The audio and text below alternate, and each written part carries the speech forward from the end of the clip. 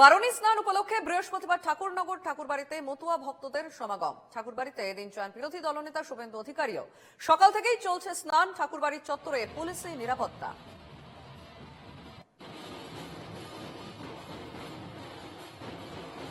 ঠাকুরবাড়িতে বিরোধী দলনেতা শুভেন্দু অধিকারীও যান এবং ঠাকুরবাড়িতে বারণী স্নান উপলক্ষে ঠাকুরবাড়িতে মতুয়া ভক্ত সমাগম। সকাল থেকেই চলছে সেখানে স্নান।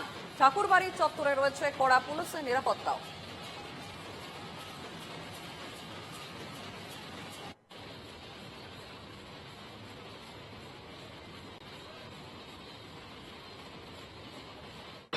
আর মুখ্যমন্ত্রীও ঠাকুরকে নিয়ে তার শব্দ বাক্য বিকৃত করেন।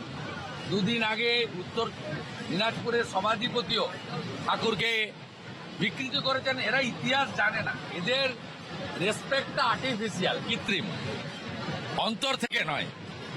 ওই জন্য কালকে 20টা গাড়ি এনে 100 জন পুলিশ নিয়ে এসে মেলার মধ্যে ঢুকে আমরা পায়ে হেঁটে এসেছি ভক্ত হিসেবে। ঠাকুরবাড়িকে প্রণাম যে তারা এই পূর্ণ দিনে আমাকে এই পবিত্র কর্ম করার, ঠাকুরকে দর্শন করার সুযোগ।